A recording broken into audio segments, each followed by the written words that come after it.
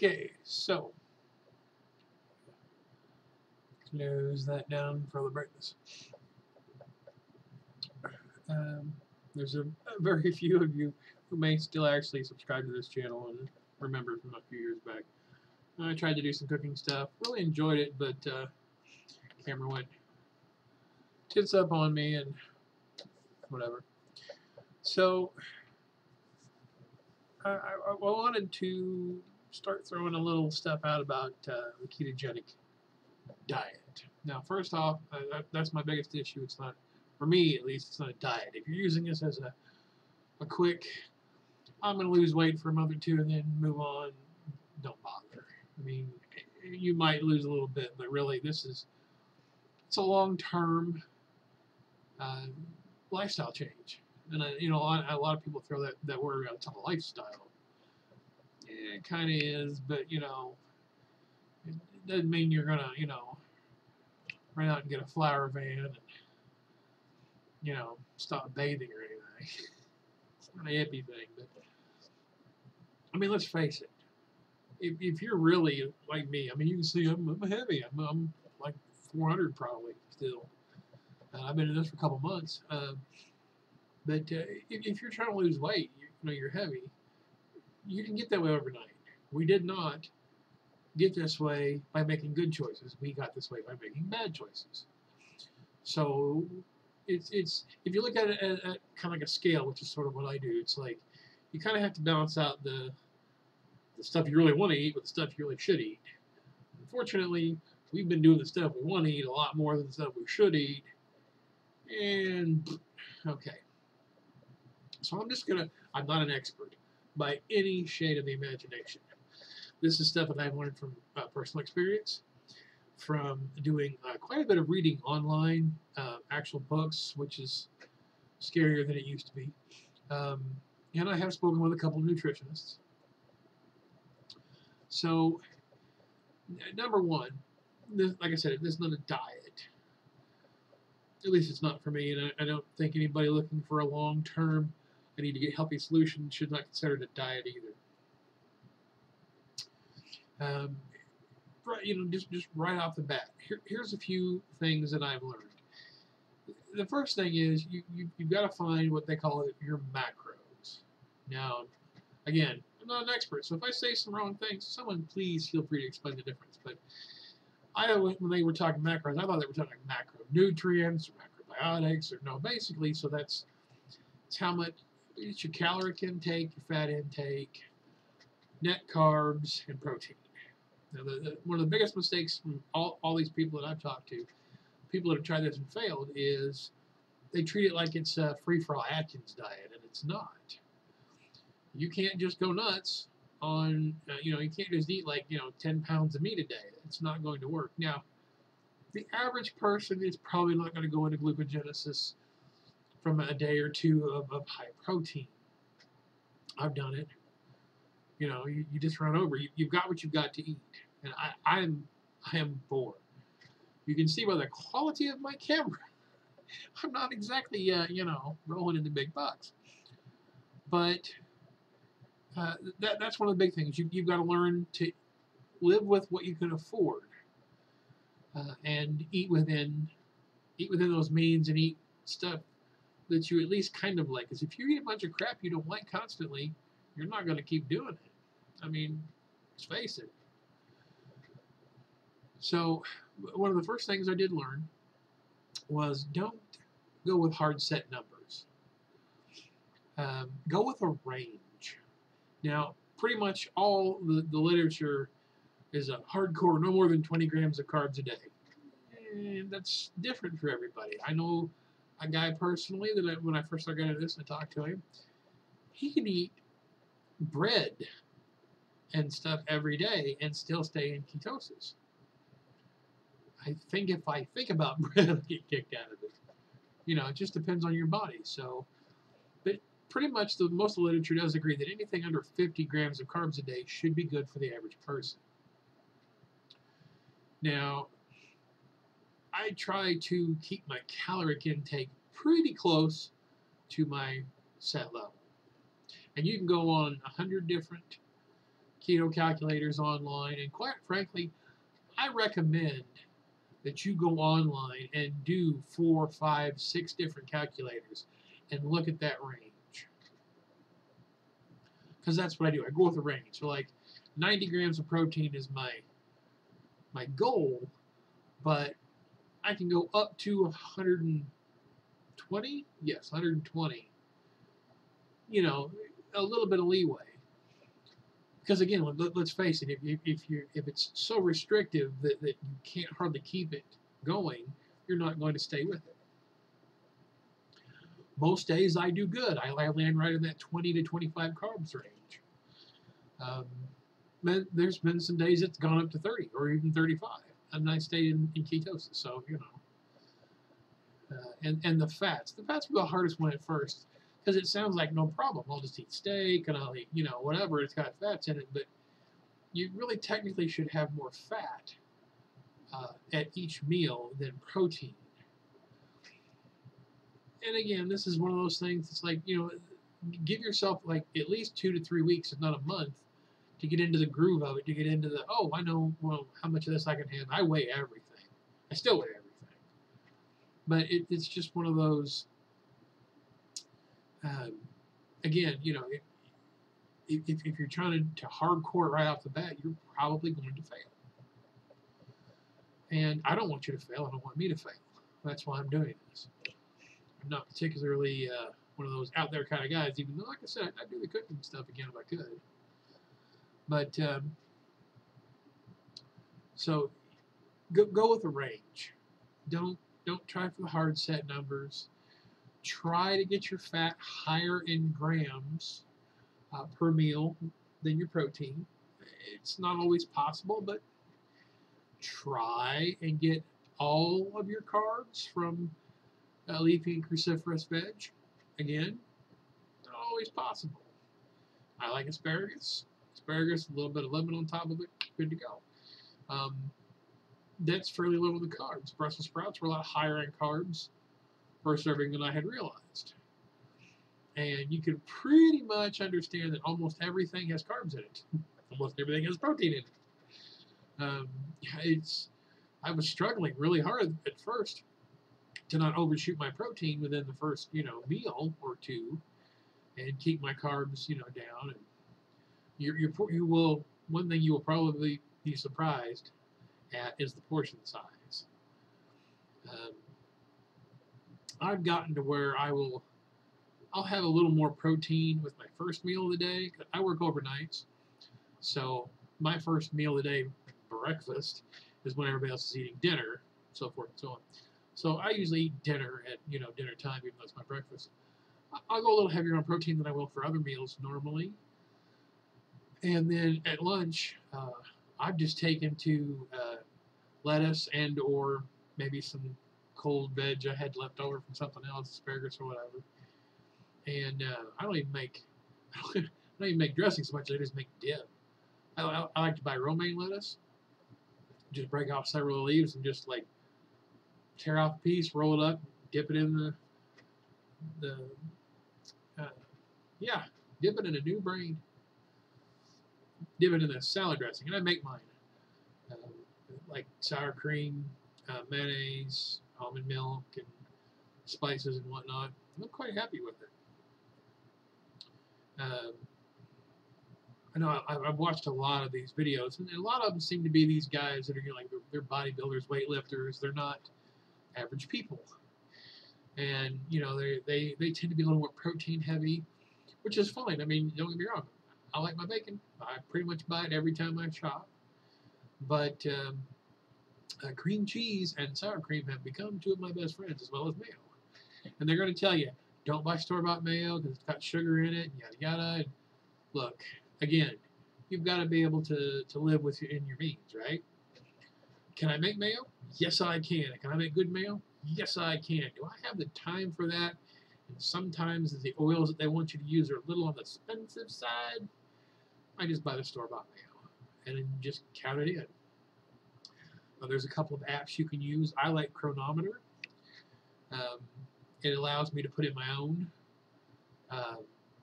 recipes and tell it how much Do I want it by serving? Do I want it by weight? And it lets me pick, for the most part. I like to go by ounces, not grams. Sometimes on some of the other apps, it would force you only into grams, unless you want to, you know, either pay. Well, none of them actually I want you to pay for it. They want you to subscribe. That's the new thing. Subscribe to everything. That aggravates me. But anyway, and I didn't want to do that. Chronometer, even with the ads, is really not that big a deal, and I like it. It gives me, you know, bar graphs and charts and how much you had today and your percentages, and I like it. I recommend it. Some people don't like it, I do. But yeah, keep track. That's one of the biggest things. You've got to keep track, because let's face it, the reality is the only way to lose weight is to take in less calories than you're consuming. I mean, we all know it. All of us, most of us, would like to think that there's just some magic formula or some easy thing to do and it'll just drip right off, and that's just not the case. Now, I spend about 95% of my waking time right here in this chair. I work overnights, I work from home, and I work on the computer. And all my entertainment is on the computer. So I spend the majority of my time, if I'm not making something to eat or, you know, shower, bathroom, whatever, and I'm awake, this is where I'm at. So I'm very sedentary. I need to get up more, and I've been trying, but if you can get up, move around a bit, that will be helpful. I mean, it's kind of an obvious thing, right? Like, duh. But a lot of people don't realize just how much more you do kind of get up and need to move.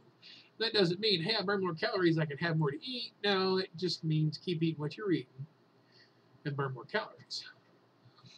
This is not going to be I did 150 pounds in 2 months. Yeah, they may get the occasional person that can do that, but no. Fat bombs. You can find 100,000 fat bomb recipes online. I prefer to stick with the ones that are basically cream cheese, butter, coconut oil, and whatever you want, flavorings. Sometimes peanut butter, pumpkins are not bad. Strawberries are a decent enough keto fruit. You could had a strawberry one that was pretty good. You can just do vanilla. I've done orange. I've done orange and vanilla. Here's a little bit of a pro tip. So you've gone out to find yourself a sugar substitute. Now, erythritol, there's one other I can't think of offhand, to me, they're the filler sweeteners. You can buy just straight erythritol, I'm pretty sure. But I get stevia, don't know which one it's called. I just call it stevia. Now, I prefer the liquid. Walmart carries a liquid stevia for a very good price. I also have, can't think of the name off it offhand, but I have a powdered one that's erythritol and stevia. Now, the problem I find with those is they don't tend to blend well in cold environments. And you can put it in coffee. I don't really care for the flavors. Plus, I drink my coffee black for the most part. But if you're making like a fat bomb, yes, you can throw the powdered stuff in, no problem. If you got the liquid stuff, even better. If you have powdered stuff and you just seem to be having trouble with it, like it doesn't want to blend, doesn't want to mix, get just in a pot, kettle, whatever you got, just a couple tablespoons of boiling water, dump it in to it before you add it into the recipe. Give it a second to cool, but that'll melt it down, basically make it into a liquid, throw it in. But some family members have asked, and they're interested in what I've been doing with it. So I know I'm rambling a little bit, I'm kind of tired. I'm going to try and do at least a couple, 3 of these a week. Tips, tricks. If people actually pick up on it and start, coming in and asking questions, hey, I'm here for questions. I will do my best to answer them, and if I don't know, then I'll tell you I don't know. Maybe we can find out together. But before I just completely ramble off, a few tips I have for you right now are don't get frustrated. It is hard starting off. You need a scale. Get a decent one at Walmart, Kmart, Target, whatever. Amazon. I like Amazon. Get a scale. Keep track of everything you're eating. Aside from the fact that you need to keep track of your calorie intake, your fat intake, carb intake, protein, all that. You'll sometimes be amazed. Hey, did I really eat that much just then? Apparently you did. Scale, keep track, write it down, get an app. Websites, whatever floats your boat, combination thereof. Cream cheese is your friend. Cream cheese, sour cream, and mayo I have used in various and sundry forms. Look up Keto coffee if you like. If you like a what's the word? If you like a nice creamed coffee, like you take cream, which and you can have cream, whole cream, like heavy cream, whipping cream. Don't go for the light stuff, for the half and half. There's too much sugar crap in it. But the keto coffee is not bad. I didn't think it was going to be. It's this is one of the few times you're going to hear me say this. Yes, you should probably get the grass-fed butter. Yes, it does actually taste that much better, and get the unsalted, of course. If you don't have it, guess what? It will work just fine with the cheap store-bought butter, which is what I buy because it's what I can afford. Don't do lean meats. Don't do white meat. Don't do turkey. But don't also go for like bacon. Bacon's great, but bacon is processed, and you don't always know exactly what all is in it. Even if you look at the ingredients list, sometimes maybe not. Pre-made sausages. Yeah, I'll buy them and I'll use them, but not that much. I'll buy the patty style sausage, or I will just buy ground pork or ground whatever and spice it myself. Cabbage. Cabbage is also one of your best friends. Coleslaw. Hey, because you make your own sauce for it. Now, again, when I make coleslaw dressing, I would normally put a little bit of sugar in it. I did put a little stevia in the first time I made it, and it was interesting. Not good, not bad, just interesting. So, in this case, and I'm talking literally like a pinch of sugar, throw it in.